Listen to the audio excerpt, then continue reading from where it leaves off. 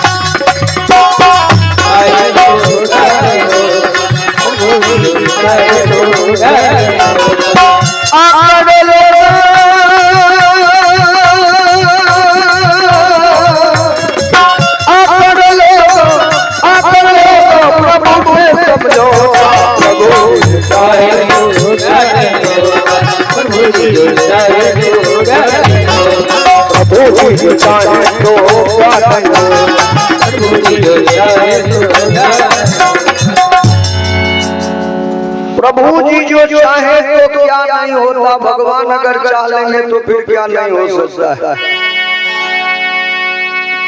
भीम के प्रतिज्ञा को तुरंत भगवान स्वीकार कर ली, प्रेरणा कर दिए भगवान। इधर से भीम जा रहे हैं, सामने वाले रास्ते से दुर्योधन का 14 भाई एक साथ आ रहा, 14। अब एक दो को खोज रहे थे 5 दिन से। एक बार जो 14 पर नजर पड़ा भीम का, तो भीम तो बाबूजी भूखे शेर के तरह गरजने लगे।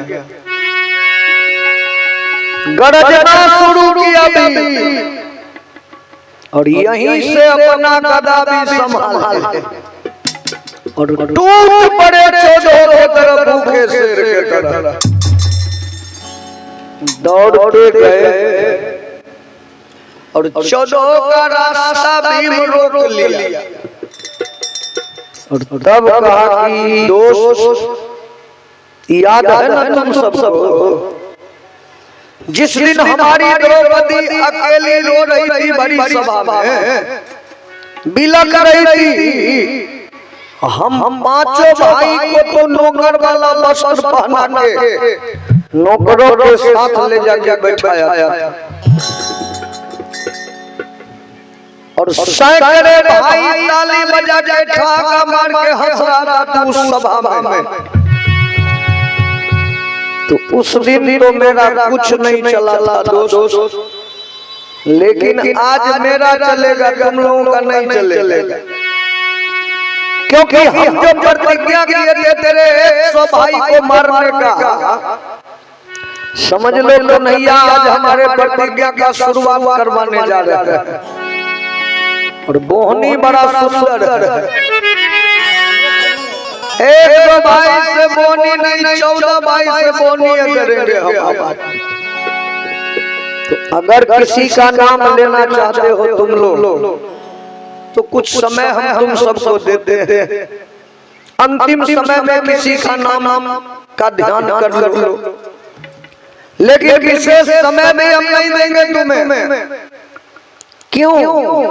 क्योंकि यमलोक में यमराज तुम लोगों का इंतजार कर रहे हैं। तेरे कर्म का सजा देने के लिए यमराज तुमको बुला रहा है तुरंत।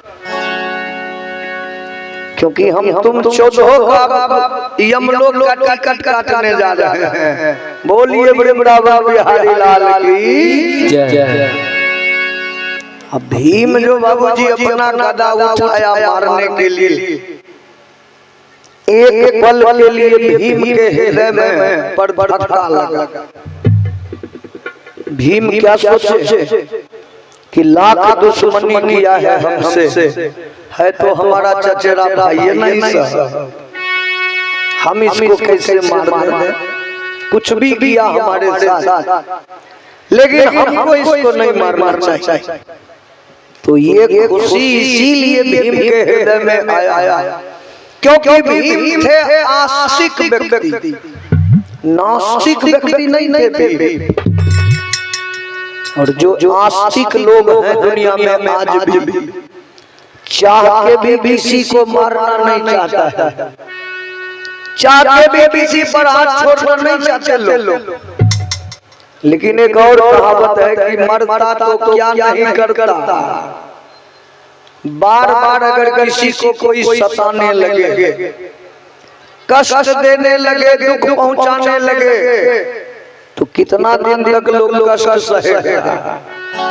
कभी ना कभी तो विरुद्ध में खड़ा होना ही पड़ता है।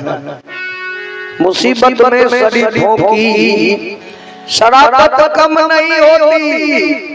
करो सोने की 100 टुकड़े, कीमत कम नहीं होती। कमाई जाती है जो रोटी मेहनत की कमाई से, अगर बासी भी बच जाए तो लज्जत कम नहीं होती। करो इज्जत बुजुर्गों की तो इज्जत कम नहीं होती। बोलिए बड़े बड़ा बिहारी लाल की। सोना को अगर कोई खरीदने जाएगा ना बाजार में, तो चाहे लोग 2 ग्राम खरीदे चाहे 10 ग्राम, जिस कीमत में सोना बिकता है उसी कीमत में मिलेगा बाजार में स्वर्णकार के। और जो भोजन हम मेहनत से कमाएंगे खाएंगे, अगर मेहनत से कमाया हुआ हमारा आपका भोजन है तो बासी भी यदि खाएंगे तो उसमें भी हम लोगों को स्वाद मिलेगा। स्वाद अब बिना मेहनत का अगर खाएंगे, किसी का बेईमानी कर लेंगे, किसी का ठग लेंगे, किसी का अगर जबरदस्ती छीन लेंगे, तो कमाई का गर्मों अगर कराएंगे तो स्वाद नहीं मिलेगा। क्योंकि जो धन जैसे आता है उतना ही उसका आयु भी होता है। तो जहां तक हो सके हम लोग को अपना मेहनत के बल पर ही भोजन करना चाहिए। मेहनत से ही कुछ खरीदना चाहिए, अर्जना चाहिए, क्योंकि उसका आयु बहुत होता है। बिना मेहनत से मिले धन का आयु नहीं होता है।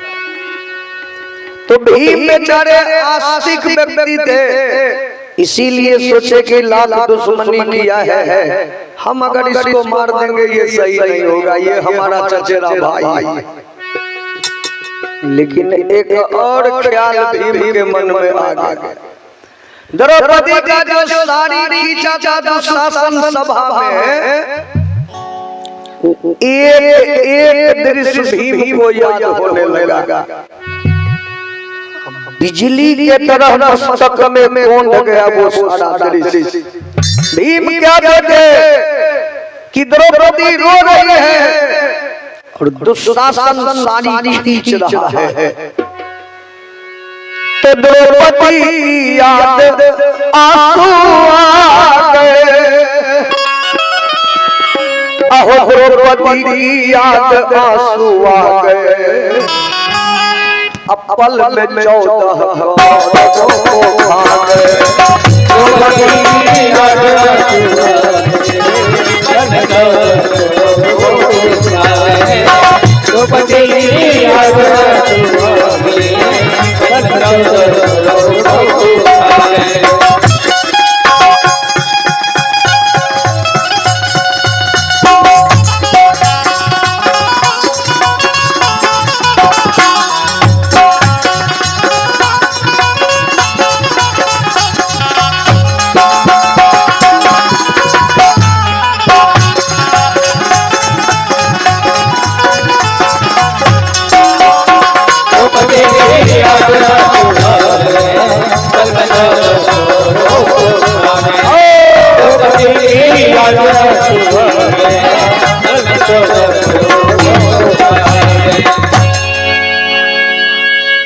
द्रौपदी की याद आंसू आ गए।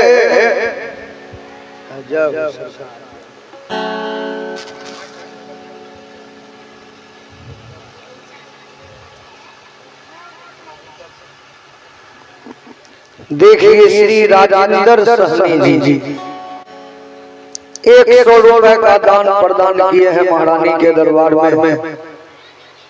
हम तो सोच रहे थे कि बोहनी भी आ जाए होगा, लेकिन कर दिए हैं राजेंद्र बाबा। चलिए ये माता का कृपा है।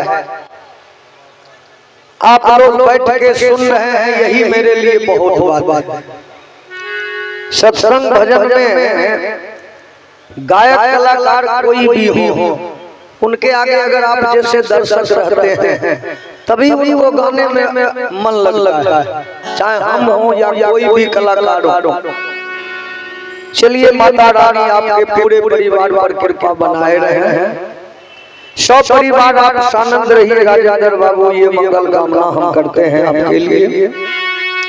आगे निवेदन कर रहे हैं कि द्रौपदी की याद आंसू आ गए, अब पल में 14 कौरवों को खा गए।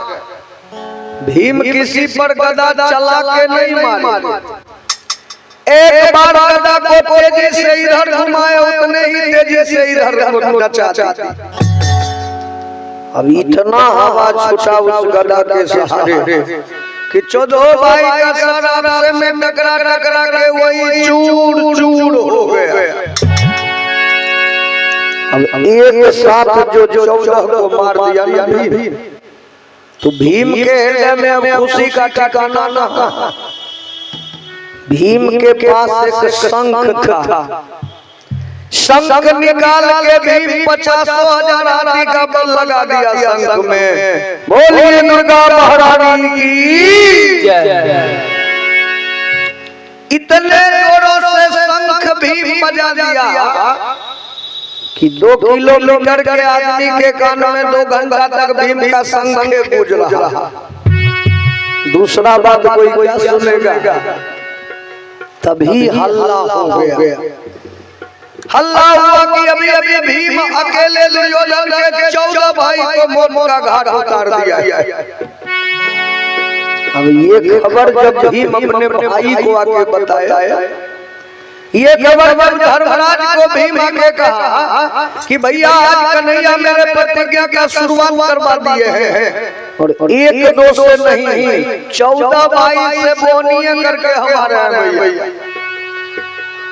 धर्मराज तो हृदय से लगा लिए थे भीम को कि बाहर एक मौका हाथ लगा के तू 14 को देख लिया, कहीं 2-4 मौका ऐसे हाथ लग गया तो तू अध्याय पूरा करके रख दो। लेकिन अपने मन में कभी अहंकार मत करना भी। क्योंकि अहंकार भगवान का आहार होता है। अहंकार करने वाले व्यक्ति को भगवान कभी क्षमा नहीं करते।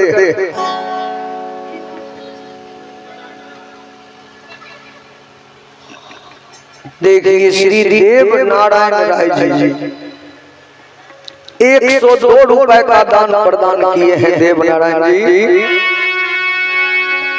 माता महारानी के कृपा से 100 परिवार सदा सुखी रहे। आप माता का कृपा पर सदा बरसती रहे, ये प्रार्थना हम महारानी से करते हैं। आप तमाम ग्रामवासियों के लिए, तमाम दूर दूर से आए हमारे श्रोता भगवान के लिए सब पर महारानी कृपा बनाए रहे, सबका परिवार सुखी सानंद रहे, ये मंगल कामना करते हुए धर्मराज कहा कि अपने मन में कभी घमंड मत करना। अहंकार अगर कर लोगे ना तो ये भगवान का आहार होता है और तुम अपने बदौलत चौदह को नहीं मारे। ये सब मेरे कन्हैया का कृपा है, ये सब मेरे गोपाल का आशीर्वाद है, क्योंकि मेरे हृदय में अटूट हौसला है, विश्वास है कि मेरा आपकी कृपा से सब काम हो रहा, मेरा आपकी कृपा से सब काम हो रहा, मेरा आपकी कृपा से सब काम हो रहा, मेरा आपकी कृपा से सब काम हो रहा, मेरा आपकी कृपा से सब काम हो रहा।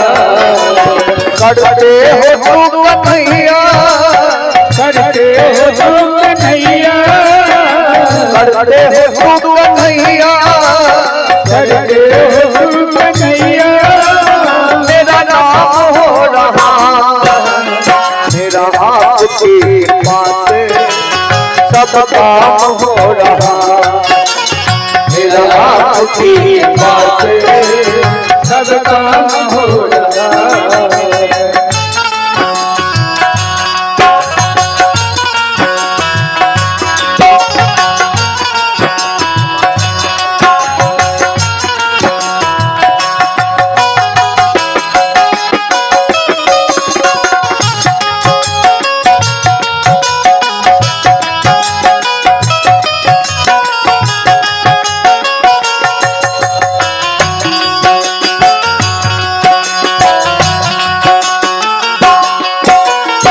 पतवार के बिना ही मेरे नाम चल रही है, पतवार के बिना मेरे नाम चल रही है, हैरान है जमाना मंजिल मिल रही है, हैरान है जमाना मंजिल मिल रही है, पतवार के बिना ही मेरी नाम चल रही है, पतवार के किनारे मेरी नाम चल रही है, बिन मांगे है कन्हैया हर चीज मिल रही है, बिन मांगे है कन्हैया हर चीज मिल रही है।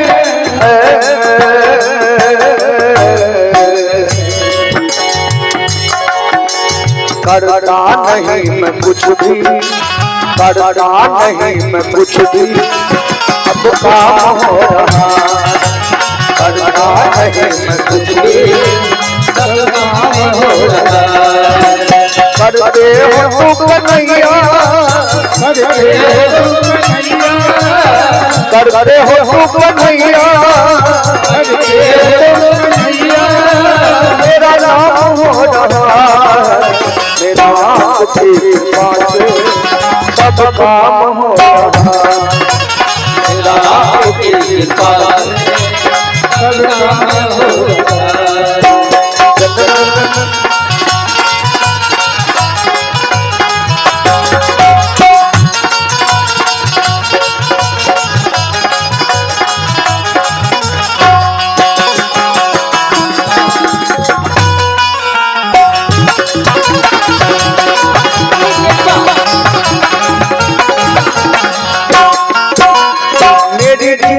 जिंदगी में तू हो, किस बात की कमी है? मेरी जिंदगी में तू हो, किस बात की कमी है? कन्हैया मेरे प्यारे कन्हैया, मेरी जिंदगी में तू हो, किस बात की कमी है? मुझे और अब किसी की परवाह भी नहीं है, मुझे अब किसी की परवाह भी नहीं है।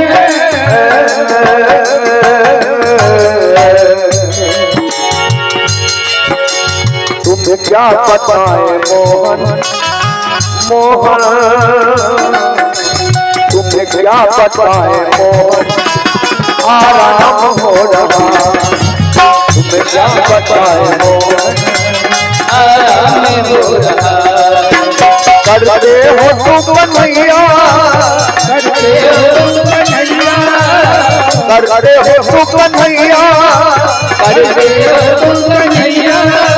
मेरा नाम हो रहा है, मेरा आपकी कृपा से सब काम हो रहा।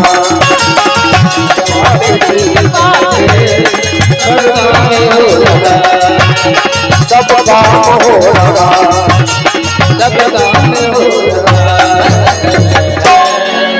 बोलिए प्रेम से वृंदावन बिहारी लाल की जय। पांडव के शिविर में लोग जश्न मनाने लगे। दुर्योधन का जो 14 भाई मारा गया ना, इस खुशी में पांडव के शिविर में जश्न है, लेकिन दुर्योधन के शिविर में मातम। एक सिपाही जाकर दुर्योधन से बोला, मालिक अभी अभी भीम आपके 14 भाई को एक साथ मार गिराया है।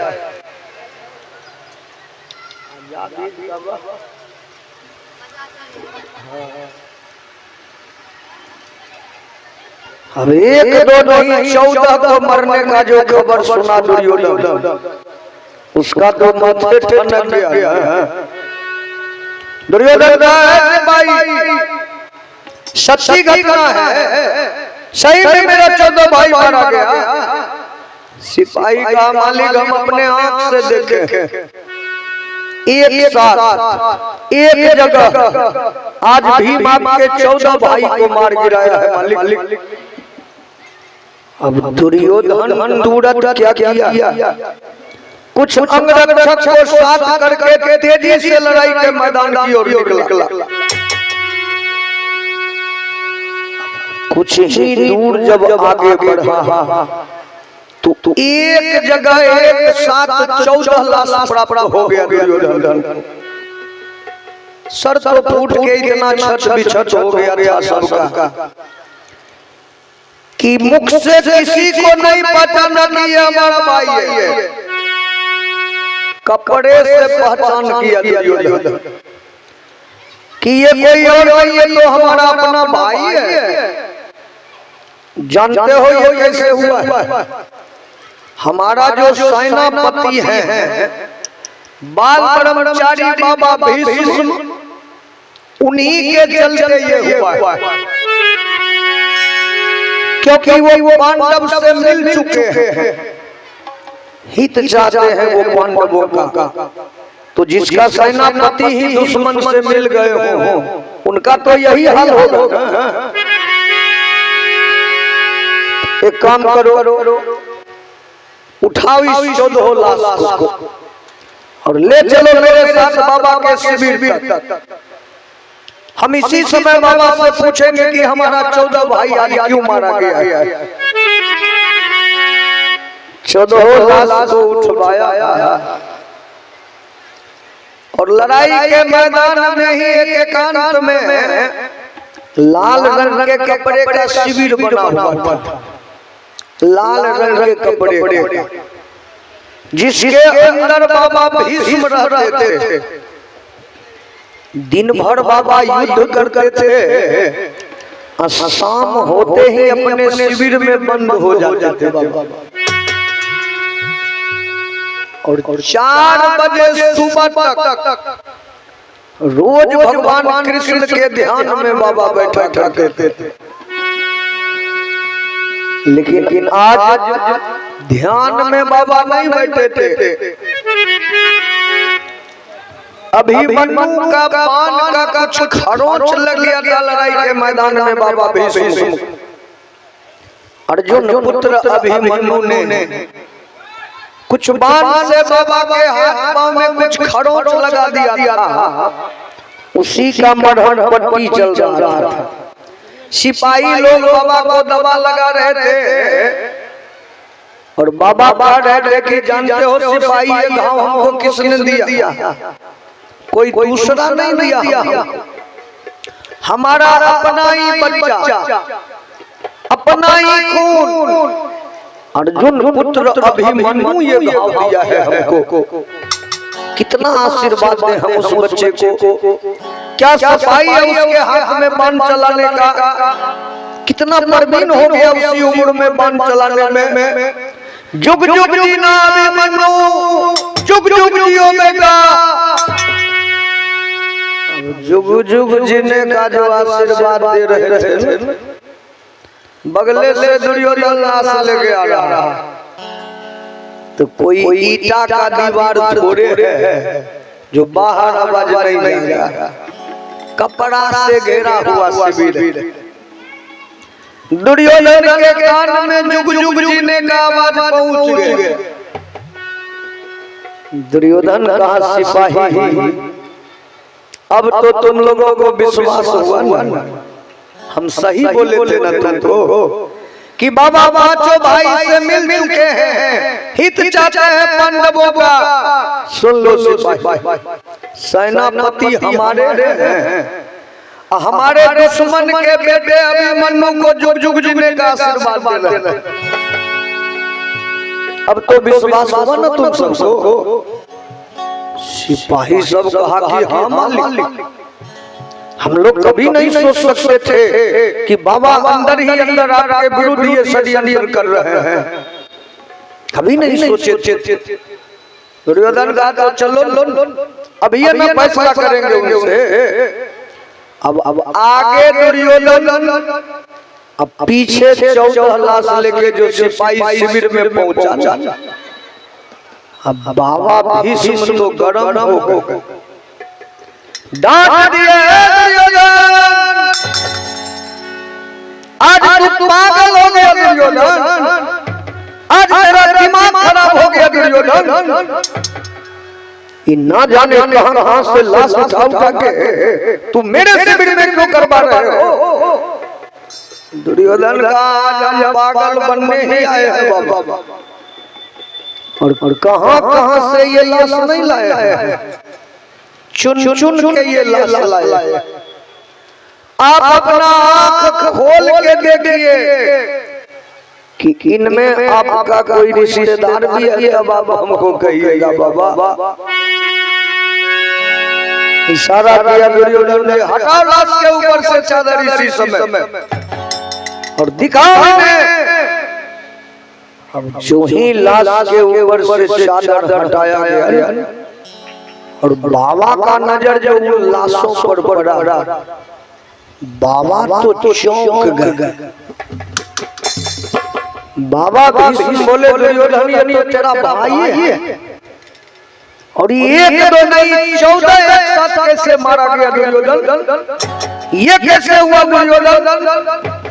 दुर्योधन कहा कि चौंकने की नाटक मत कीजिए,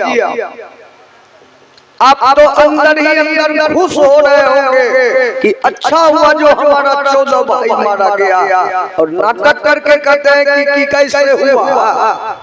हमको आप मूर्ख मत बनाइए बाबा, हम सब समझते हैं, क्योंकि अभी आप मेरे दुश्मन के बेटे अभिमन्यु को जुग जुग जीने का आशीर्वाद दे रहे थे, हम सुनते आए।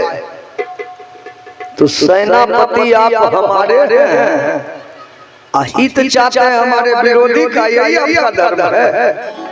इसीलिए हमारे को सेनापति बनाया है।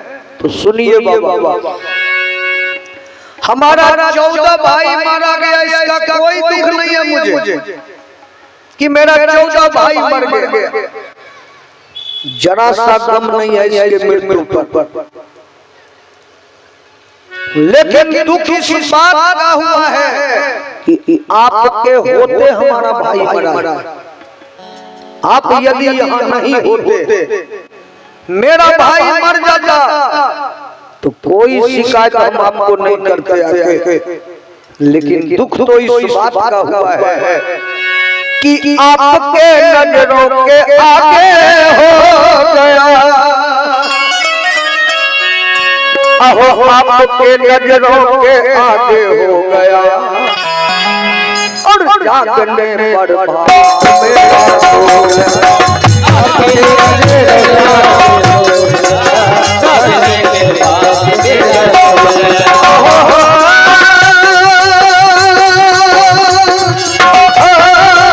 आपके नजरों के आगे हो गया, जागने पर भाग मेरा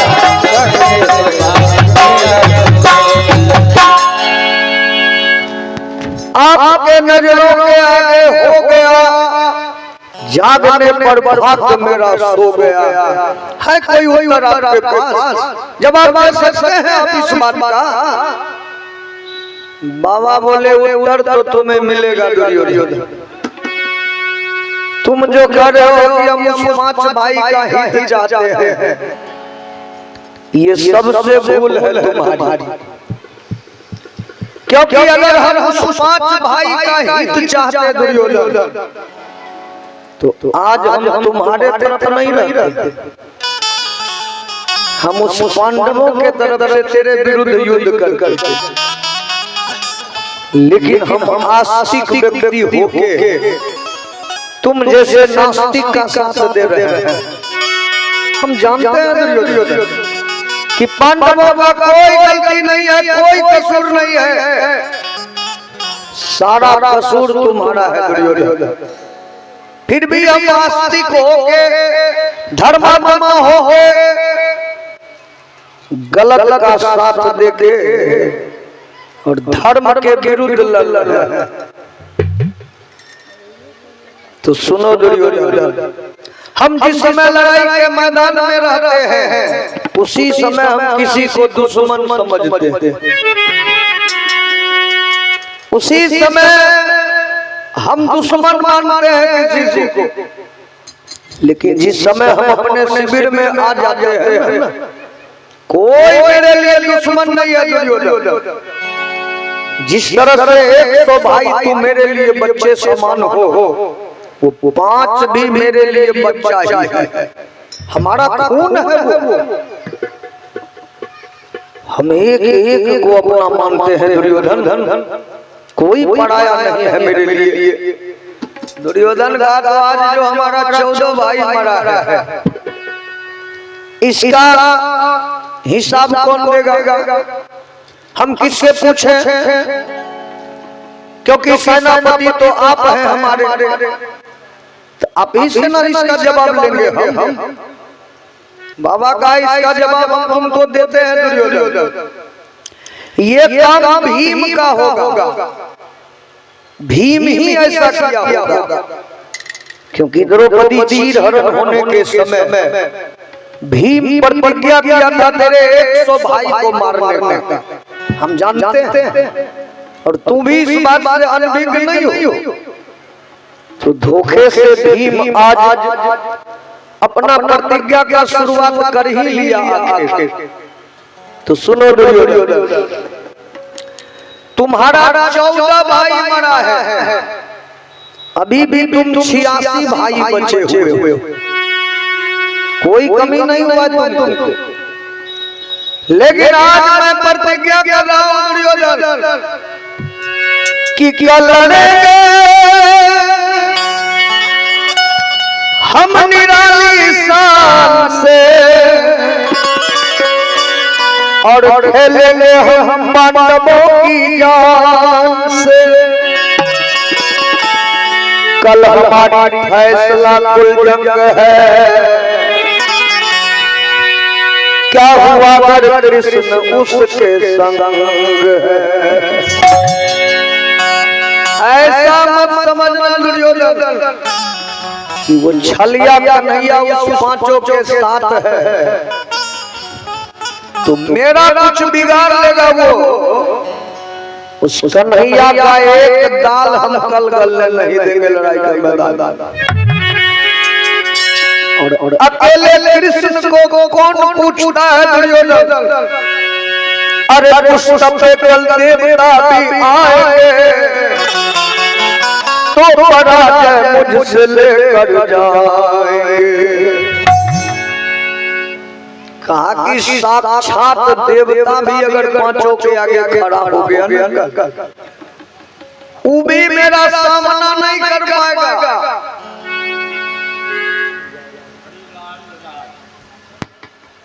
देखिए श्री हरिलाल राय जी, हरिलाल राय जी के तरफ से 102 रुपए का दान मिला है हमें। माता महारानी के कृपा से 100 परिवार सदा सुखी सानंद रहे हो। पूरे परिवार पर महारानी का कृपा बनी रहे, ये मंगल कामना हम करते हैं महारानी से। और कह रहे कि काफी दुर्योधन एक भी देवता मेरे सामने नहीं टिकेगा कल, क्योंकि तुम तो जानते हो ना कि हमको इच्छा मृत्यु का वरदान प्राप्त है। हम इच्छा मृत्यु का वरदान प्राप्त कर चुके हैं अपने पिता से। तो देवता तो हमको कोई मारिए नहीं सकता, हमारे इच्छा के विरोध है। वो 5 भाई, 5 में कल किसी एक को अरे एक पांडव कल को मारा जाएगा और आज का बदला उतारा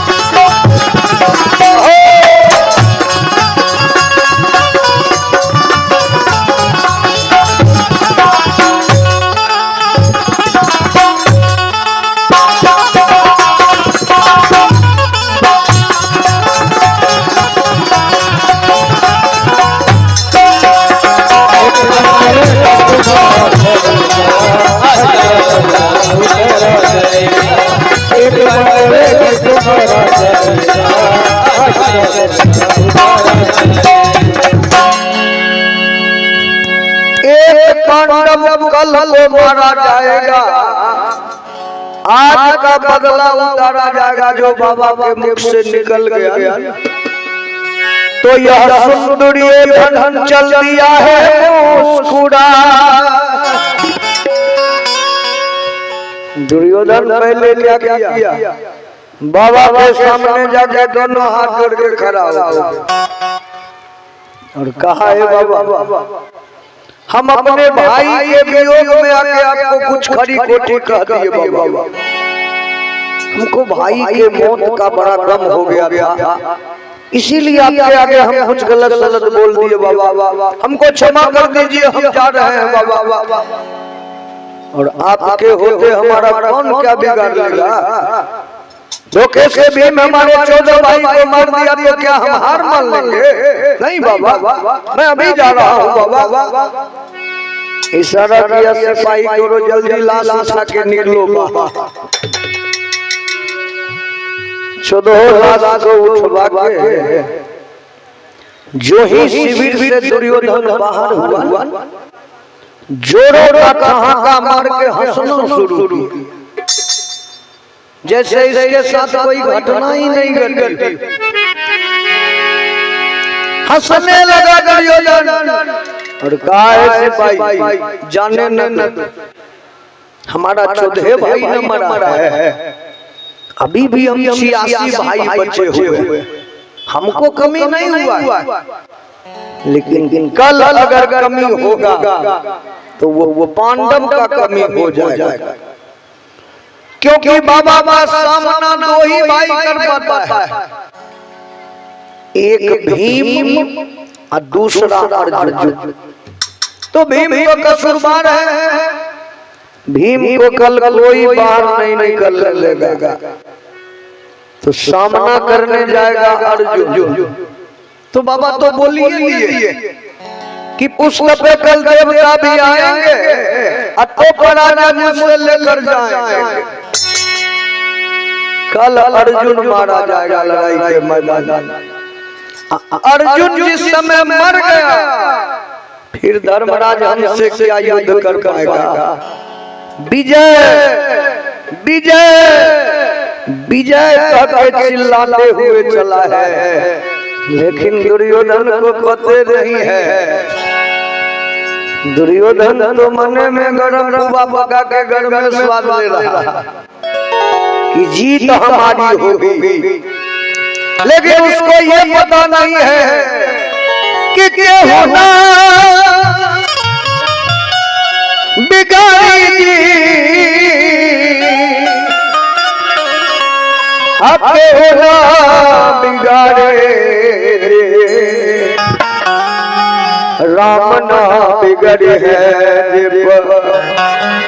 के होना बिगाड़े, राम ना बिगड़े है।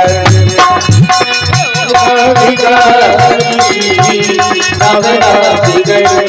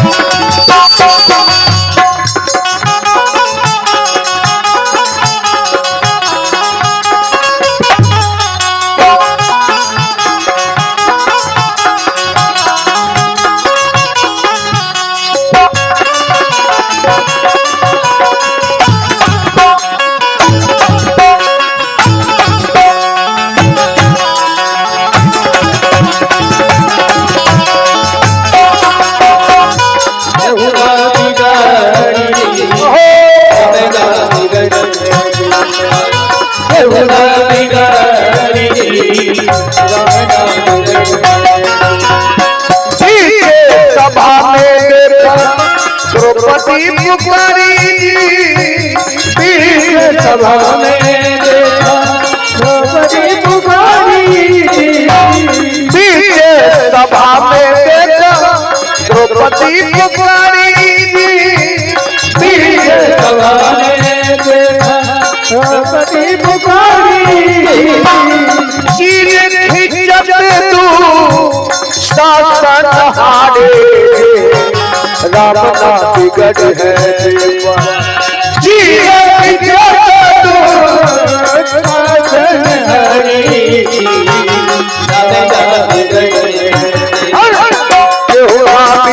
हारे, राम ना बिगड़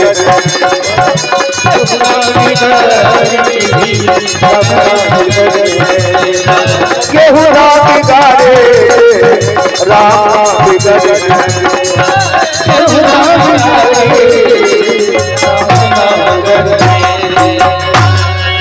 बोलिए प्रेम से राजा रामचंद्र की जय हो सरकार की जय।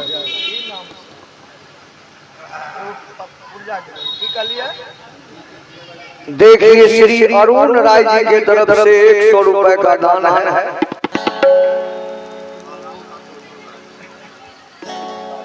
प्रहलाद ठाकुर जी के तरफ से हमारे बेंजो मास्टर बिहारी जी को भी 100 रुपए का पुरस्कार प्राप्त हुआ है। बहुत अभिनंदन करते हैं प्रहलाद जी आपका। आप बिहारी जी का मनोबल बढ़ाए हैं तो और सुंदर सुंदर धुन सुनाएंगे। माता रानी आप सबों पर कृपा बनाए रहे, ये मंगल कामना हम करते हैं। अब दुर्योधन तो चला गया अपने भाई का अंतिम संस्कार करने, लेकिन ये बात आग के तरह फैल गई। धर्मराज के जो गुप्तचर थे सिपाही, वो बाबा को प्रतिज्ञा करके सुन लिया कि बाबा 5 में एक भाई को मारने का प्रतिज्ञा कर चुके हैं। तो हम इसी समय धर्मराज को ये खबर पहुंचा देते हैं। तेजी से वो सिपाही भागते वहां से चला और एक बार धर्मराज के शिविर में प्रवेश कर गया। तो इस समय 5 भाई और भगवान श्री कृष्ण एक ही शिविर में बैठ के कल के लड़ाई के लिए कुछ योजना तैयार कर रहे थे कि कल कैसे युद्ध लड़ना है, किसको किस तरफ जाना है। लेकिन इसी समय जो सिपाही अंदर पहुंचा तो अचानक धर्मराज का नजर उस सिपाही पर पड़ गया। अब गुप्तचर को जो धर्मराज देखे तुरंत पूछ रही है, सिपाही क्या खबर लाए हो सिपाही, सब कुछ सही है ना सिपाही? सिपाही कहा मालिक कुछ भी ठीक नहीं। धर्मराज कहा तो इसका मतलब है कि कोई घटना घट गई। सिपाही का मालिक घटना घटी तो नहीं है, लेकिन घटना घटने वाली है मालिक। अब घटने वाली है जो कहा, भगवान कृष्ण हंसने लगे और कहा है सिपाही तू भविष्यवाणी भी जानते हो क्या? तू अंतर्यामी हो कि घटना घटी नहीं है, घटने वाली है। कौन घटना घटने वाली है जरा हमें बताओ। सिपाही भगवान के आगे जाके बोले प्रभु अभी अभी बाबा भीष्म प्रतिज्ञा कर चुके हैं मालिक, अभी बाबा प्रतिज्ञा किए हैं। अब बाबा भीष्म के प्रतिज्ञा का जो नाम लिए पांचों भाई का हृदय एक बार दहल गया। यहाँ तक कि भगवान कृष्ण भी चौंक गए कि भीष्म का प्रतिज्ञा कोई साधारण प्रतिज्ञा नहीं होगा, उनका प्रतिज्ञा अटल होता है, क्योंकि भीष्म अपने पिता के खुशी के लिए कठोर प्रतिज्ञा किए थे सत्यवती के पिता के आगे। सत्यवती के पिता के आगे प्रतिज्ञा किए थे कि मैं आजीवन ब्रह्मचर्य व्रत का पालन करूंगा, मैं कभी विवाह नहीं करूंगा, मैं निसंतान जीवन जीऊंगा। ये हमारा अटल प्रतिज्ञा है। तो देवव्रत नाम था और भीषण प्रतिज्ञा करने के बाद ही उनका नाम भीष्म पड़ा। बोलिए भगवत्सल भगवान की जय। तो उसी प्रतिज्ञा के चलते बाबा ना कभी विवाह किए, ब्रह्मचर्य बन गए। तो भगवान कृष्ण चौंक गए कि बाबा का प्रतिज्ञा तो अटल होता है, लेकिन फिर पूछ दिया कि सिपाही ये बताओ कि बाबा प्रतिज्ञा क्या किए, उसके बारे में बताओ। सिपाही कहा कि प्रभु उन्होंने कहा है कि कल लड़ेंगे हम निराली शान से और खेलेंगे हम पांडवों की जान से। भगवान कृष्ण बोले ये कोई नई बात नहीं है, ये पुरानी हो गई, क्योंकि जब वो दुश्मन के ही सेना के सेनापति हैं तो उनका तो काम है पांडव के विरुद्ध लड़ना। उनका धर्म बनता है कि पांडव के विरुद्ध वो युद्ध कर रहे हैं। और आज से नहीं लड़ रहे हैं, 5 दिन से पांडवों के जान से वो खेल रहे हैं। ये बात पुरानी हो गई और तो कुछ नहीं कहा। सिपाही कहा आगे ये कहा कि कल हमारी फैसला कुल जंग है, क्या हुआ अगर कृष्ण उसके संग है। भगवान मुस्कुरा दिए और बोले सिपाही ई भी बाबा बात बाबा सही है बोले, कोई गलत नहीं बोले, क्योंकि बाबा के आगे हमारा एक नहीं चलता है। वो हमसे श्रेष्ठ हैं, महान हैं, हम उनका सम्मान करते हैं, हमसे बहुत ऊपर है। और तो कुछ नहीं कहा। सिपाही कहा कि और कहा। भगवान का तो इतना भूमिका क्यों बना रहे हो, इतना भूमिका क्यों मान रहे हो, ये ना बताओ कि बाबा प्रतिज्ञा क्या किए। सिपाही बोले अंत में उन्होंने कहा है कि एक पांडव बल को मारा जाएगा और समाज का बदला उतारा जाएगा।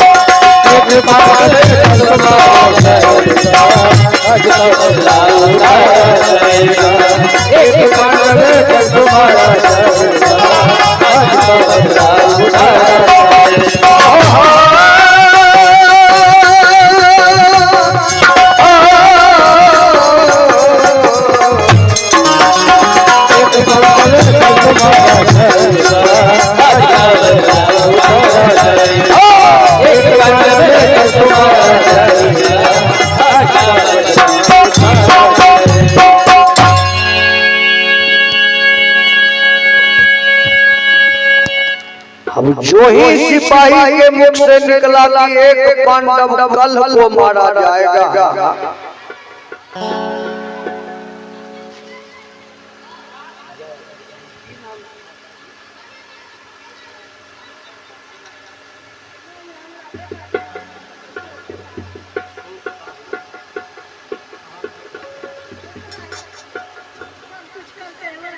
देखिए राम दाना देवी 100 रुपए का दान दिए हैं और अशोक साहु जी के मां है।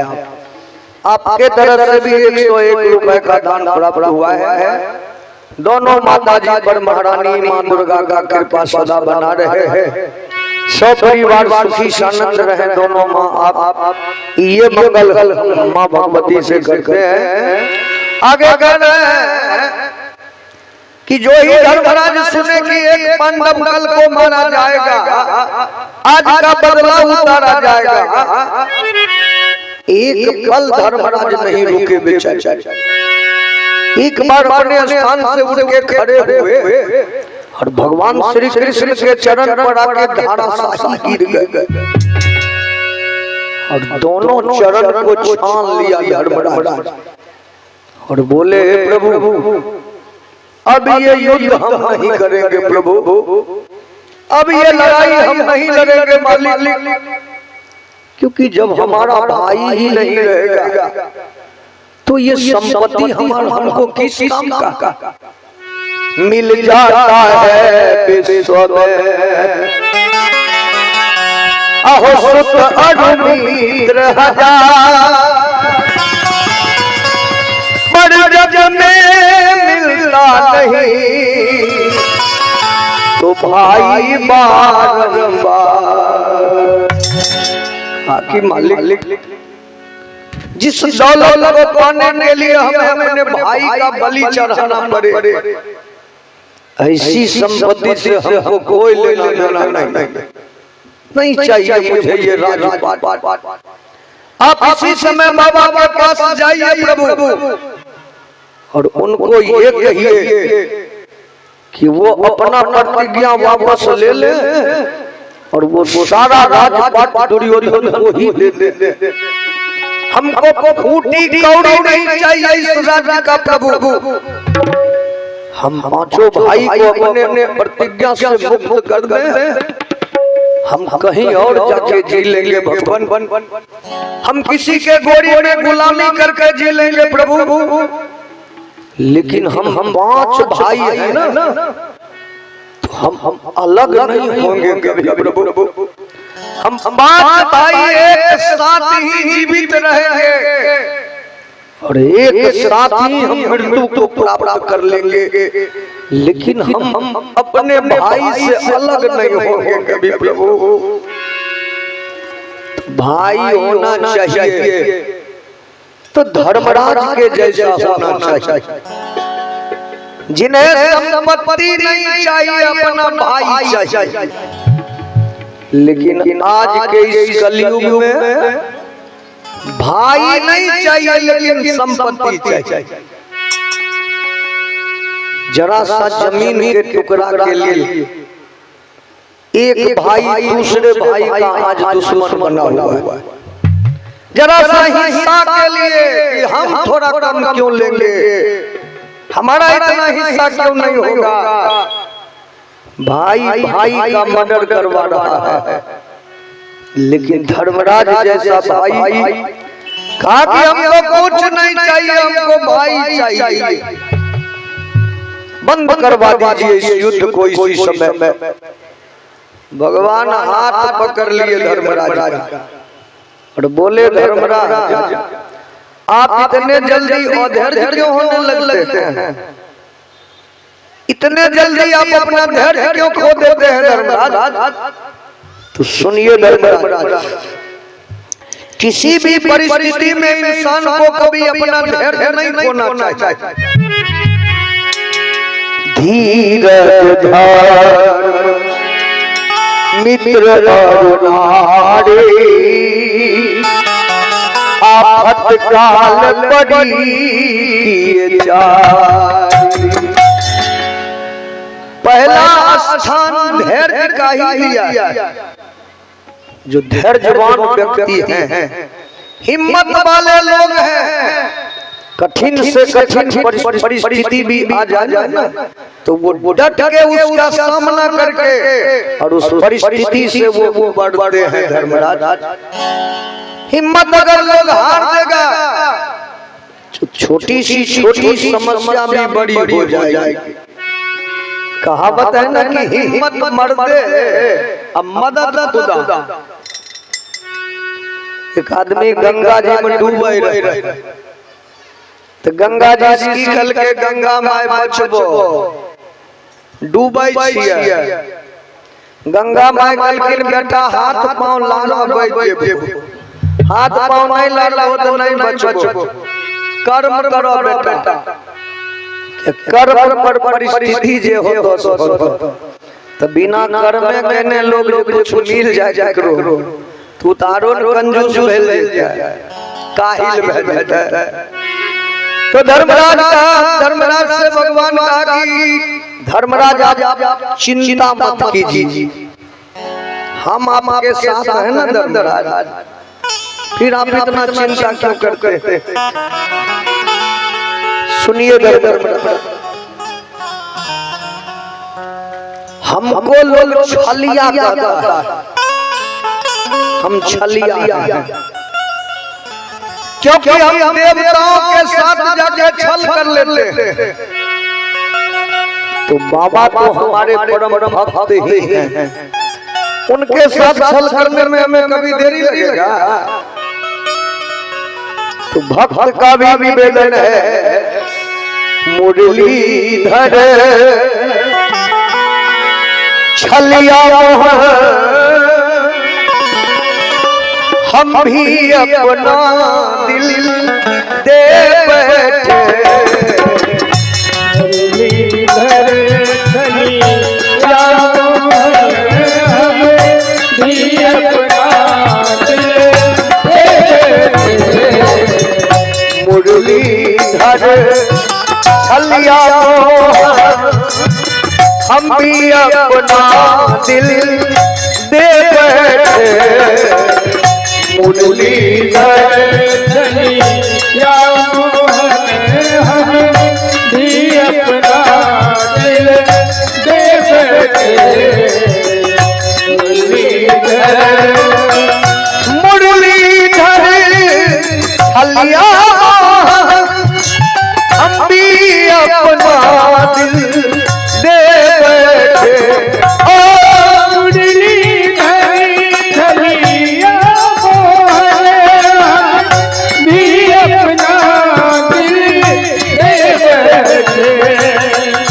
दिल के सिवा कुछ और न खाइस, दिल के सिवा कुछ और न था, वो भी तेरे हवाले कर बैठे।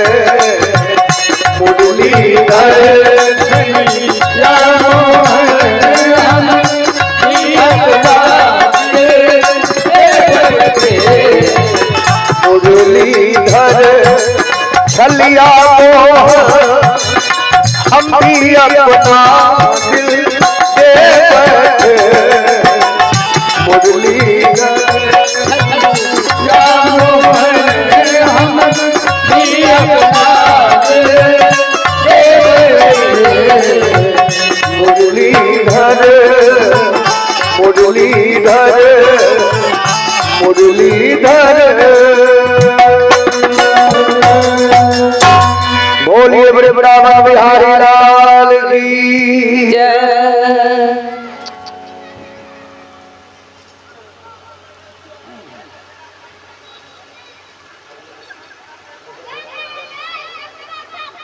देखिए श्री रघुनंदन साहू जी, इनके तरफ से भी 51 रुपए का दान प्राप्त हुआ है।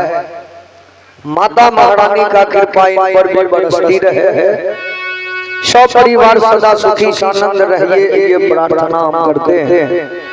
आगे बताना है कि भगवान कहा कि धर्मराज एक रास्ता है आपको बचने का, एक रास्ता धर्मराज कहा कि कौन रास्ता है प्रभु, जल्दी हमें बताइए प्रभु, हम बहुत बेचैन हो रहे हैं प्रभु जानने के लिए। भगवान कृष्ण बोले रास्ता यही है कि बाबा ये नहीं बोले हैं कि एक पांडव अभी मारा जाए, उन्होंने कहा है कि एक पांडव कल को मारा जाए, और कल होने में अभी बहुत समय बचा हुआ है। कितना घंटा, कितना मिनट, कितना क्षण बाकी। तो हम तो आपको बताइए कि मेरा नाम छलिया है। अब बस हम पर्यटन करेंगे धर्मराज कि आप अगर 5 भाई हैं तो 5 के 5 आप अमानत रहे हैं, आपको कुछ होना नहीं चाहिए, ये हम जरूर प्रयास करेंगे। लेकिन एक बात है धर्मराज, हम आपको विश्वास नहीं दिलाएंगे कि हम आपके भाई को बचाइए, क्योंकि बाबा के आगे हमारा कुछ नहीं चलता है। हम विश्वास नहीं दिलाएंगे, प्रयास कर सकते हैं। इतना कह के भगवान चले गए, लेकिन धर्मराज बेचारे संतुष्ट नहीं हुए भगवान के वचन पर। भगवान जो जाते जाते कह दिए कि हम आपको विश्वास नहीं दिला सकते हैं कि बचा ही लेंगे, इससे धर्मराज के मन में तूफान उठा हुआ है। धर्मराज अपने चारों भाई को एक बार अपने पांजे में समेट के अपने छाती से सटा ली और बोले मेरे भाई, रात भर के लिए हम 5 भाई बचे हुए, सिर्फ रात भर के लिए। कल सुबह होते ही अरे कल न जाने किसकी बारी आएगी, किसकी गर्दन कल उतारी जाएगी, सर कफन किसको उठाया जाएगा, कौन मरघट में जलाया जाएगा, सर कफन किसको उठाया जाएगा, कौन मरघट में जलाया जाएगा।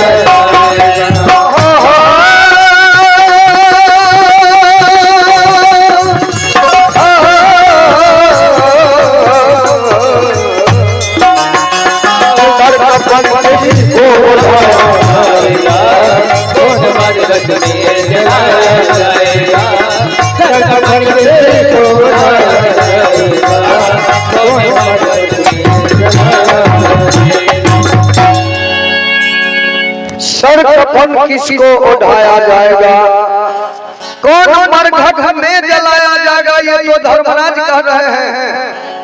लेकिन द्रौपदी महारानी भी परेशान। द्रौपदी सोची कि 5 में अगर एक पति हमारे मर गए तो मेरे मांग से सिंदूर को धो दिया जाएगा, मैं विधवा हो जाऊंगी। तो संसार की कोई भी ऐसी नारी नहीं है जो चाहे कि हम विधवा बन के मरें, लेकिन कलयुग की ऐसी नारी जरूर है जो जानबूझ के पति का भी हत्या करवा देती। कलयुग में और न देखियो ने बस सेल्फी ले रहे, कलयुग की पहचान।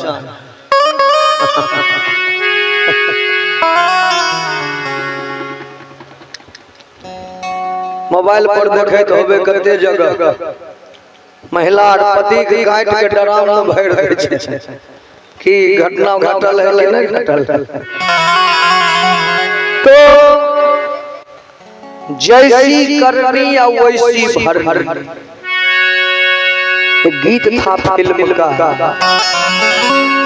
कि जो बोएगा वही पाएगा,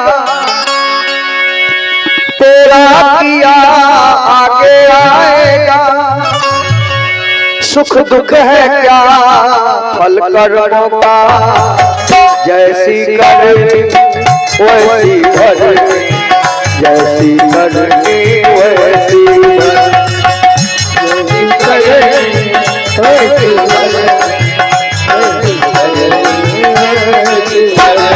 जो होएगा वही पाएगा,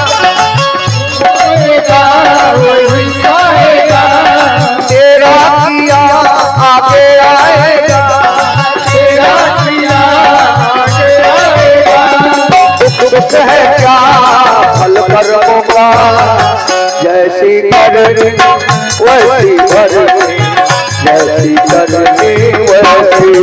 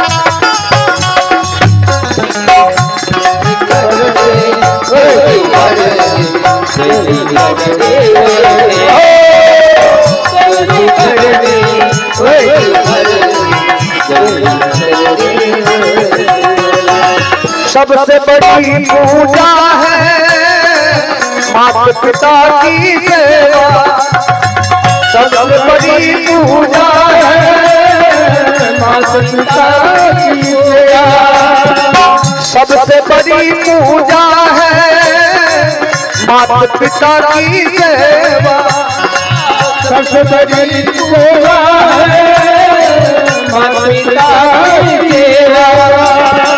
किस्मत वालों को ही मिलता है ये मौका, किस्मत वालों को ही मिलता है ये मौका, हाथ से अपने खो देना मौका ये किस्मत का, जन्नत का द्वार खुल जाएगा, जन्नत का द्वार खुल जाएगा, तेरा किया आगे आएगा, तेरा किया आगे आएगा, दुख है क्या फल कर्मों का, जैसी करनी वैसी भरनी, जैसी करनी वैसी जैसी करनी वैसी भरनी, जैसी करनी वैसी भरनी।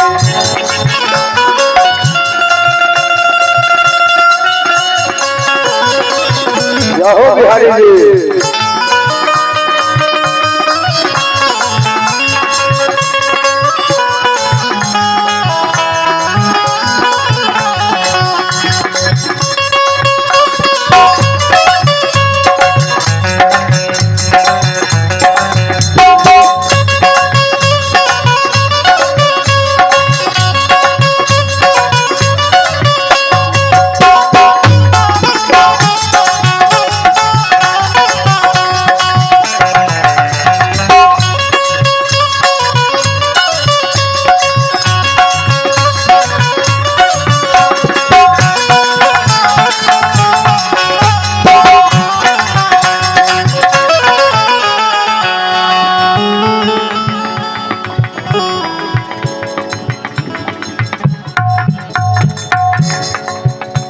देखिए श्री राम दयाल राय जी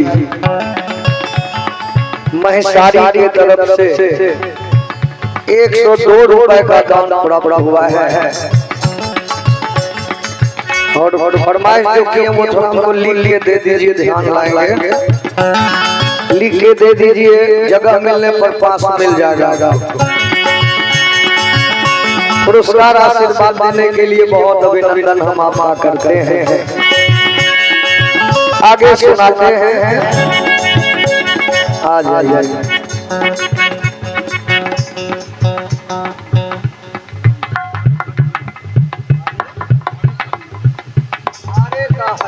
जय हो, हरे का हरि नाम। 100 रुपए का दान इनके द्वारा भी प्राप्त हो गया है। प्रभु बहुत शानंद मंगल में जीवन में आप सबों को ये मंगल कामना हम करते हैं। हम गा रहे हैं, चाहे न पूजे मूर्ति चाहे न तीरथ जाए, चाहे न पूजे मूरत, चाहे न पूजे मूरत, चाहे न तीरथ जाए, चाहे न पूजे मूरत।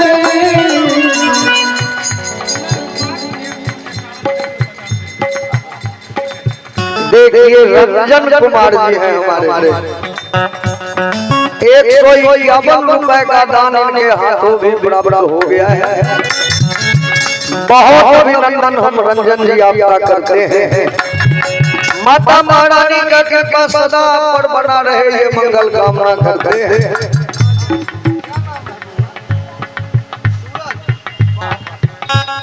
देखिए ये बाबू हैं सूरज कुमार, सूरज की तरफ से भी 51 रुपए का पुरस्कार प्राप्त हो गया है। बड़ा ही सुंदर नाम है सूरज कुमार। तो सूरज की तरह ही दुनिया में रोशनी फैलाते रहिए आप। भगवान आपको वो संस्कार दें, ये मंगल कामना करते हैं। हम सुना रहे हैं, चाहे न पूजे मूरत, चाहे न तीरथ जाए, चाहे न पूजे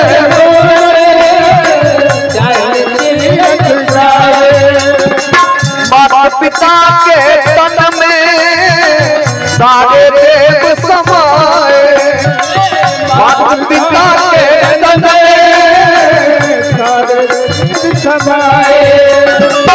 तू इनका दिल खुश रखे तो ईश्वर खुश हो जाए, तू इनका दिल खुश रखे तो ईश्वर खुश हो जाए। भगवान तुझको मिल जाएगा, भगवान तुझको मिल जाएगा, भगवान तुझको मिल जाएगा, भगवान तुझको मिल जाएगा।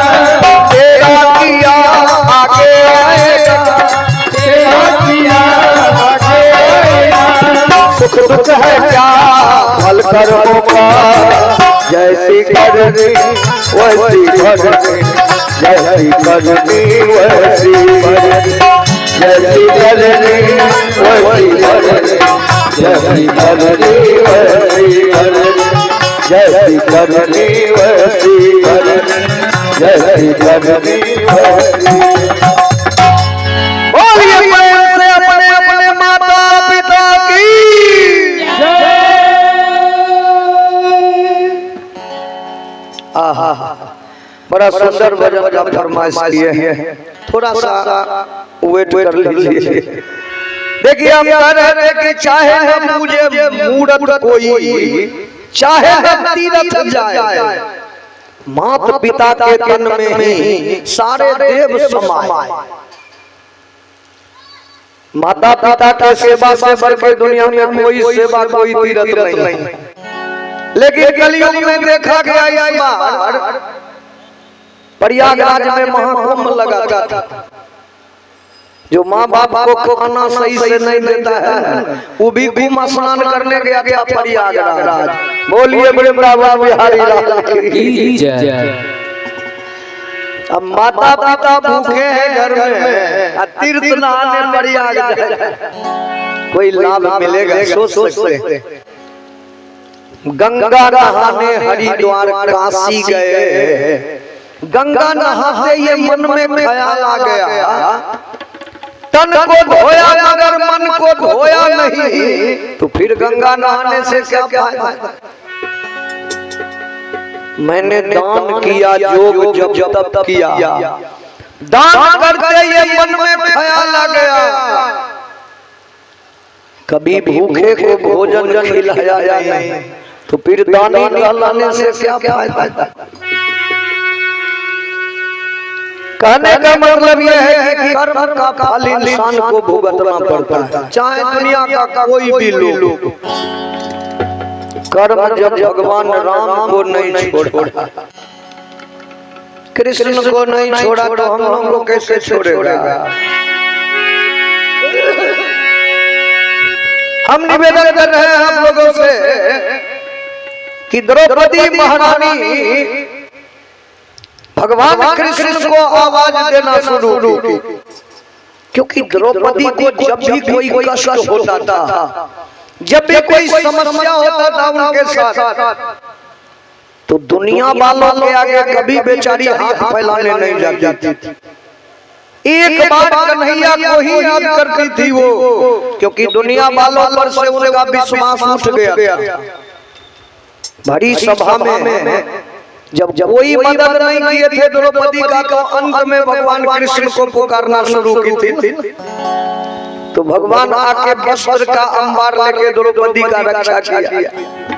उसी दिन से द्रौपदी को विश्वास उठ गया दुनिया वालों पर से कि दुनिया वालों के आगे क्यों हाथ फैलाएं, जब भी कोई कष्ट हो तो एक बार कन्हैया को याद करती थी।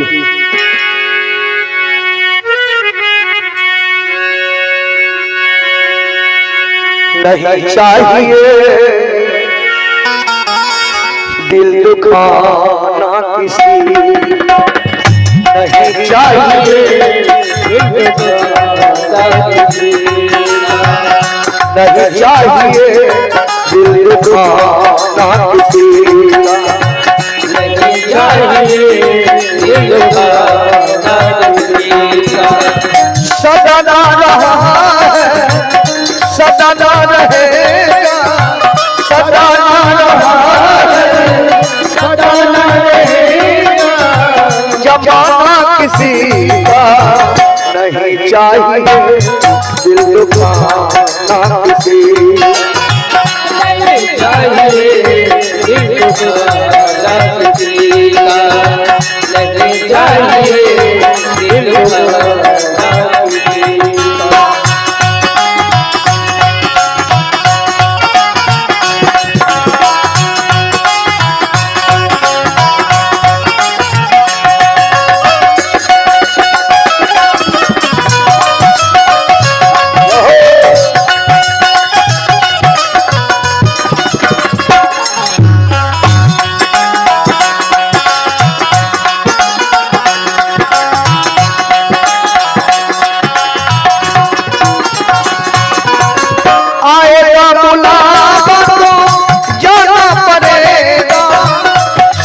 तुझको आखिर झुकाना पड़ेगा, आएगा बुलावा तो जाना पड़ेगा, फरियाद झुकाना पड़ेगा।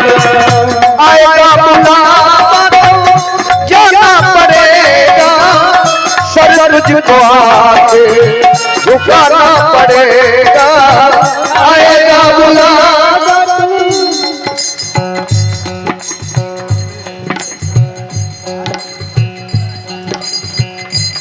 देखिए श्री विश्वेश्वर राय जी 101 रुपए का दान ये भी प्रदान कर दिए हैं। माता महारानी के कृपा से 100 परिवार सदा आनंद रहे हैं, ये निवेदन हम करते हैं और गा रहे थे।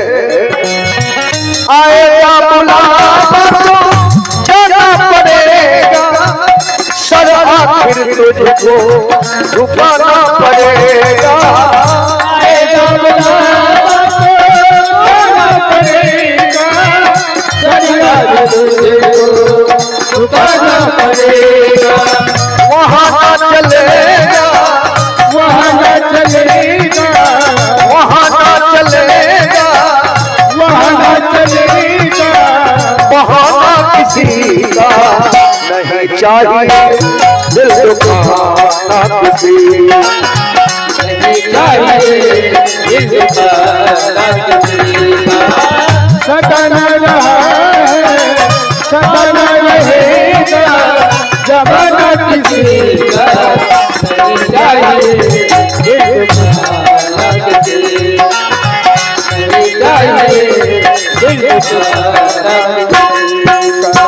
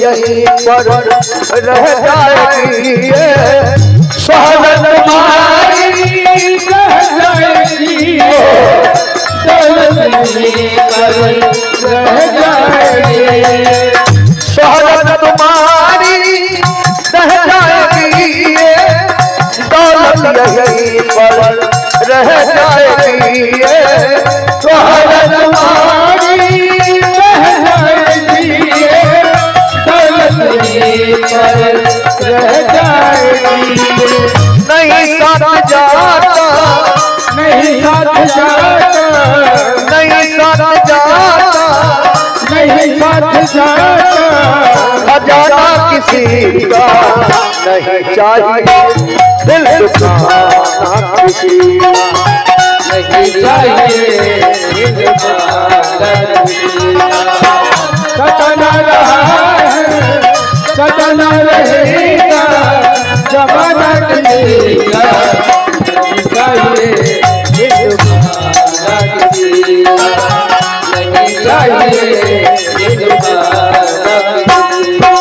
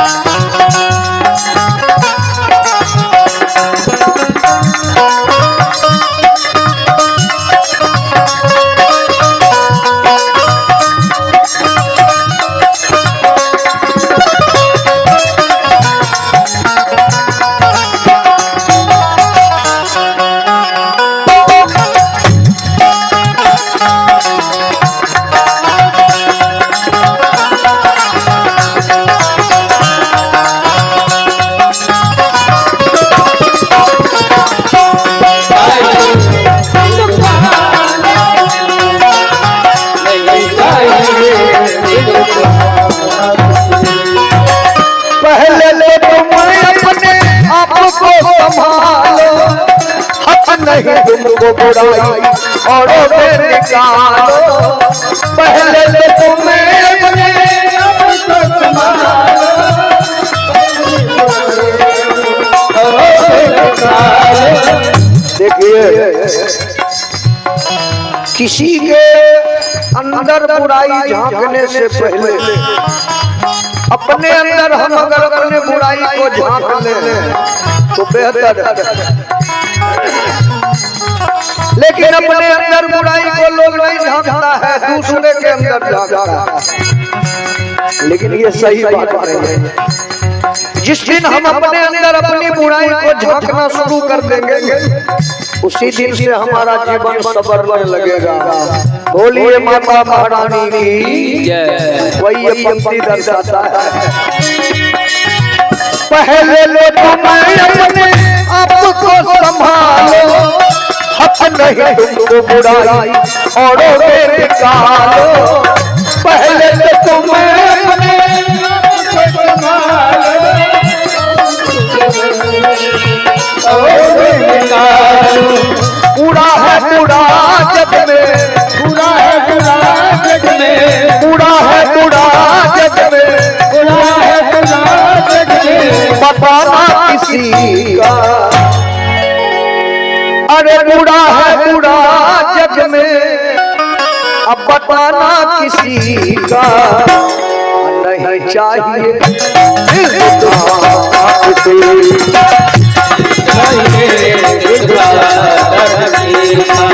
सदा रहा है सदा रहेगा, जमाना किसी का नहीं चाहिए,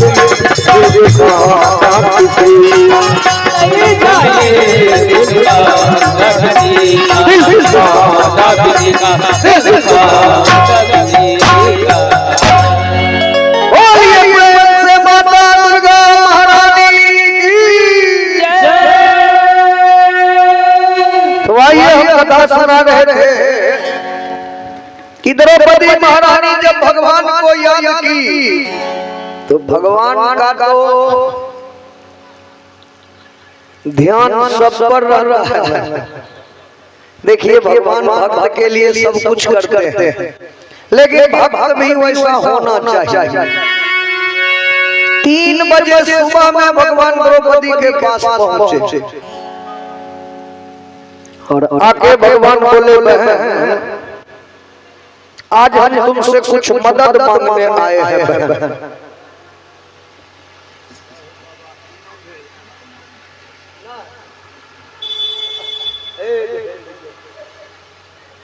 देखिए बाबा की तरफ से गुप्त दान में 100 रुपए का आशीर्वाद हमें प्राप्त हुआ है और 20 रुपए का आशीर्वाद हमारे से शुभम जी को प्राप्त हुआ है। बाबा के चरणों में हम प्रणाम करते हैं आशीर्वाद पाने के लिए। माँ महारानी का कृपा सदा इन्हें प्राप्त होता रहे, ये मंगल कामना करते हुए आगे हम बता रहे हैं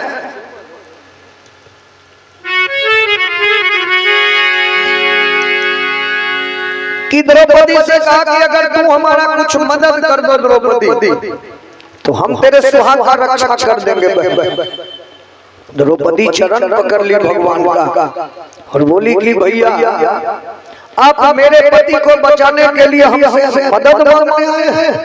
नहीं भैया, आपको अगर मेरा प्राण चाहिए तो मेरे शरीर से मेरा प्राण निकाल लीजिए आप, लेकिन मेरे 5 पति अमानत रहना चाहिए कन्हैया, उन्हें कुछ होना नहीं चाहिए भैया। भगवान का है पगली, हम अगर तुम्हारा प्राण निकाल लेंगे शरीर से तो फिर किसके सुहाग को बचाने जाएंगे?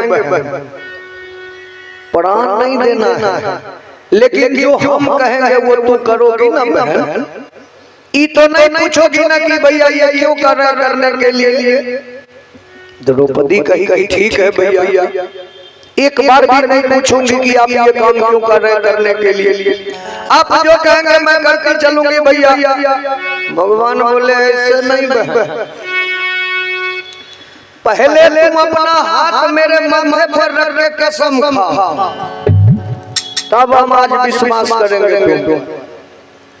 क्योंकि एक भाई के लिए जितना एक बहन प्यारी होती है दुनिया में, उससे कई गुना ज्यादा एक बहन के लिए उनका भाई भी प्यारा होता है। बहन और भाई का रिश्ता पवित्र रिश्ता है संसार के अंदर।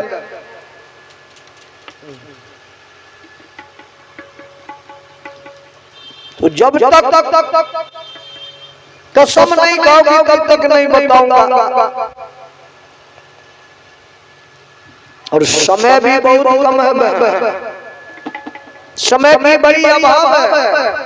जल्दी मेरे बातों पर हाथ रख के कसम खाओ। अभी हमको बताते हैं। तुरंत द्रौपदी भगवान के माथे पर अपना हाथ रखी और कही कि कन्हैया मैं आपके सर की कसम खा के कर रही हूँ, जो भी आप कहिएगा मैं करके जाऊंगी। एक बार भी नहीं पूछूंगी कि ये क्यों करने के लिए। अब भगवान कहा है, अब हमको विश्वास हो गया। तो सुनो बहन, अहे मधुबप पे पाँव चली आओगी, तुम मधुबप पे पाँव चली आओगी, जो कहूँ निशंक करती जाओ।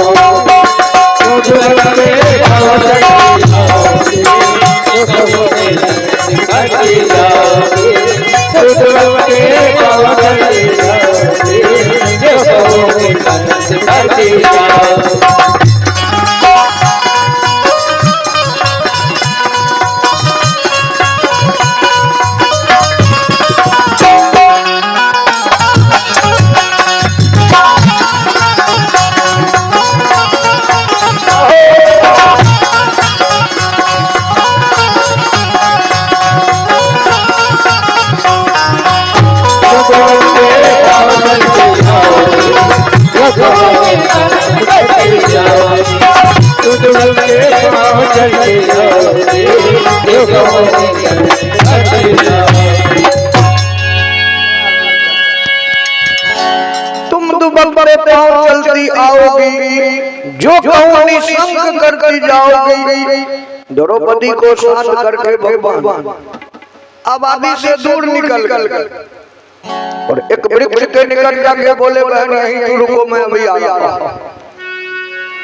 तो द्रौपदी को खड़ा करके कहा गए, बचपन में जो किया करते थे आज बुढ़ापे में बाज नहीं आए भगवान। तो आप कहिएगा बचपन में भगवान क्या क्या कहते थे? तो 10 बरस के आयु तक भगवान बाल लीला किए थे गोकुल, बाल लीला। और अपने लिए नहीं करते थे, दूसरे के लिए करते थे, दूसरों को खुशी के लिए।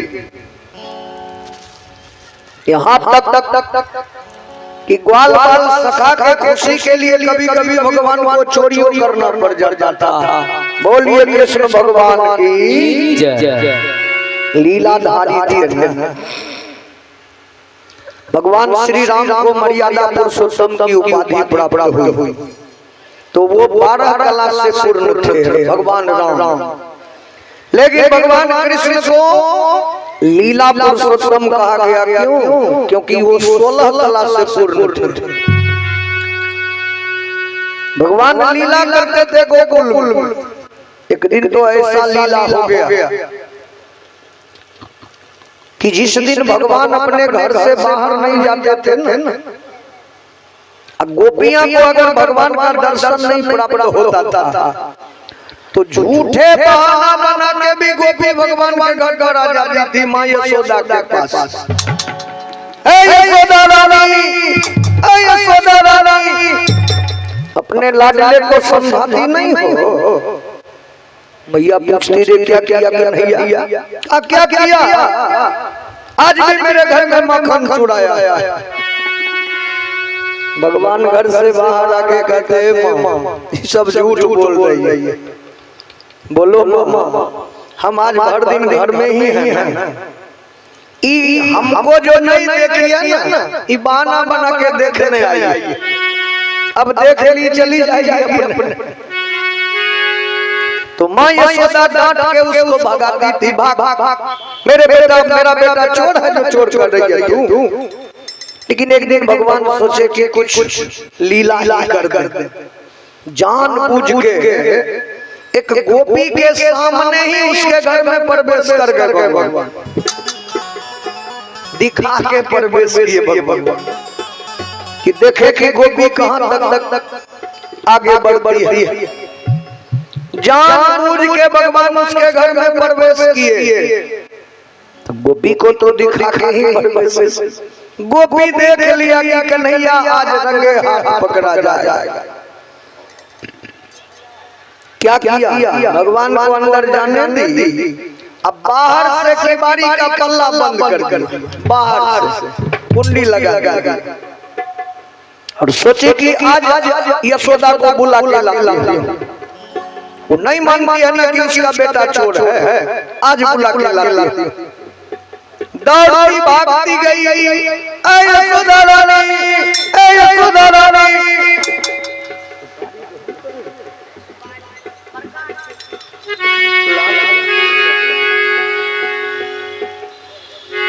माँ यशोदा घर में कुछ काम कर रही थी, तेजी से दौड़ के आई।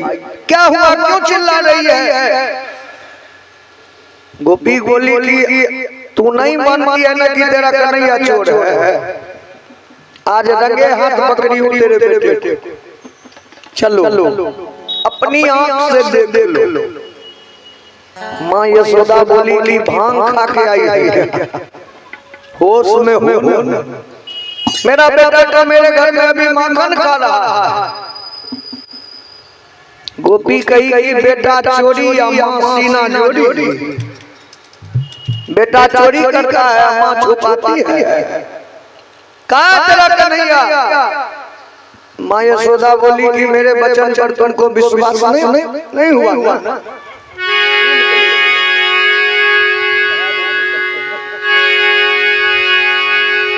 माँ यशोदा उसका हाथ पकड़ के खींच के जब घर में ले गई तो भगवान कृष्ण माखन खा रहे हैं अब मुस्कुरा रहे हैं, हंस रहे हैं। अब गोपी का जो नजर कन्हैया पर पड़ा उसके तो पांव तले से जैसे जमीन खिसक। गोपी सोची कि छलिया को तो हम अपने घर में बंद की थी, ये हमसे पहले यहाँ से पहुंच गया, किस होके निकल गया। गोपी माँ यशोदा के आगे हाथ जोड़ ली कि क्षमा कर दो यशोदा, हमसे भूल हो गई। तुरंत अपने घर पर दौड़ के गई और अपना किबार का पल्ला जब खोली तो यहाँ भी भगवान मौजूद हैं। बोलिए कृष्ण भगवान की जय। तो भगवान बाबू जी कहीं एक जगह रहने वाले थोड़े हैं, उनके बारे में तो संत लोग कहते हैं कि जर्रे जर्रे में है वो समाया, जर्रे जर्रे में है वो समाया, ढूंढने की जरूरत नहीं है, ढूंढने की जरूरत नहीं है। जर्रे में है वो समाया, जर्रे जर्रे में है वो समाया, ढूंढने की जरूरत नहीं है, ढूंढने की जरूरत नहीं है।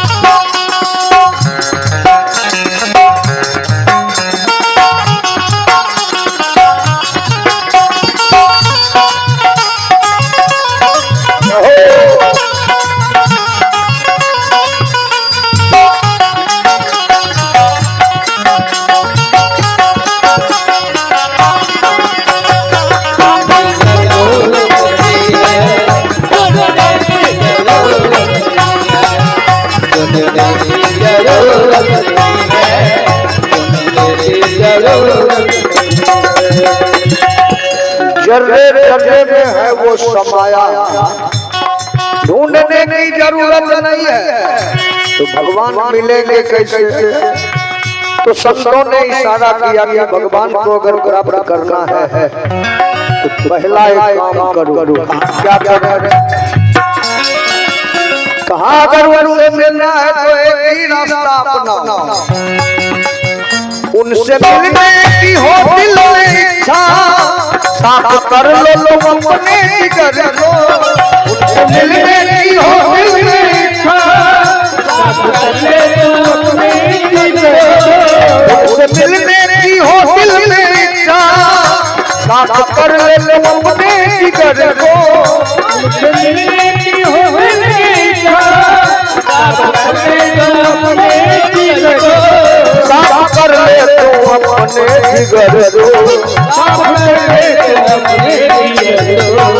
सबके आंखों पे पड़ता है लेकिन, आंखों पे पड़ता है लेकिन, सबके आंखों पे पड़ता है लेकिन, सबके आंखों पे पड़ता है लेकिन, उनके चेहरे पे पड़ता नहीं है, उनके चेहरे पे पड़ता नहीं है, आंखों पे पड़ता है लेकिन, आंखों पे पड़ता है लेकिन,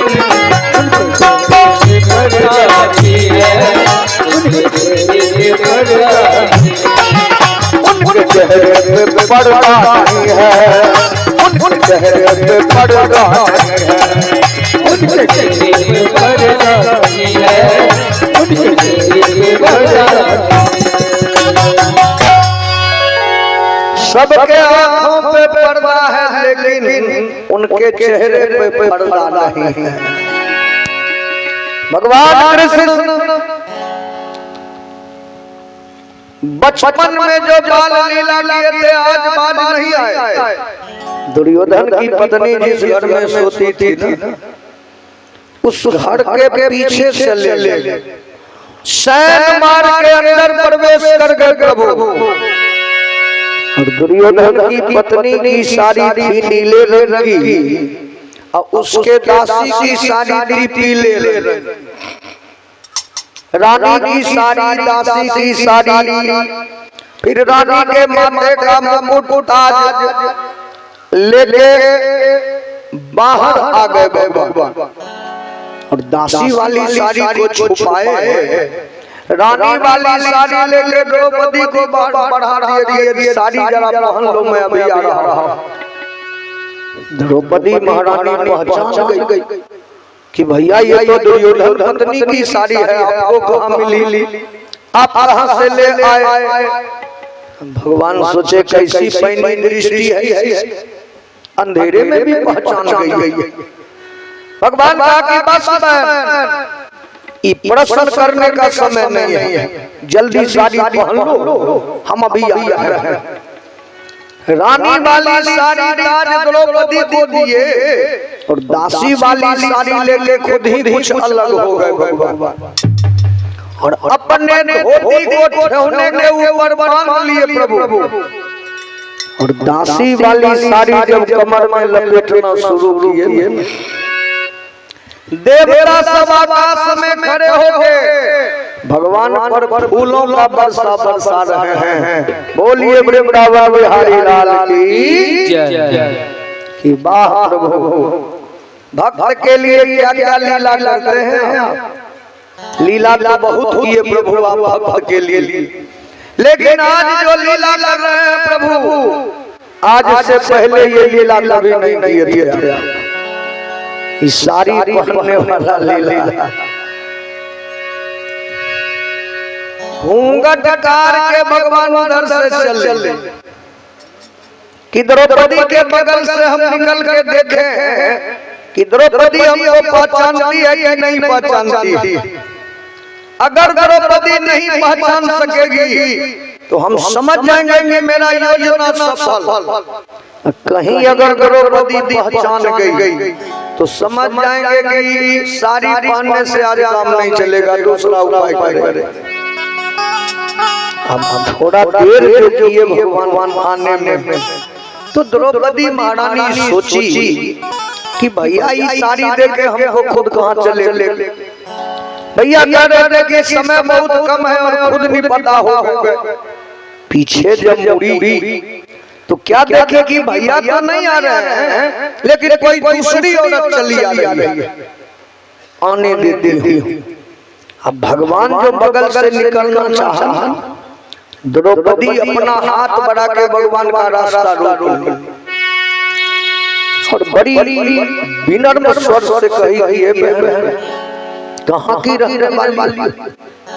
एक तो मैं अभागन हूँ, मैं दुखी मारी हूँ जो अपने सुहाग के रक्षा हेतु इस ब्रह्म मुहूर्त बेला में भटक रही है।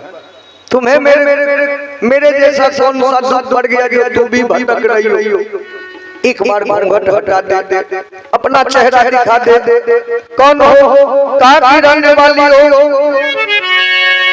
अब भगवान तो अति प्रसन्न हो गए। भगवान कृष्ण सोचे कि अब हमारा योजना सफल। जब द्रौपदी हमको नहीं पहचानी तो दूसरा कौन पहचानेगा?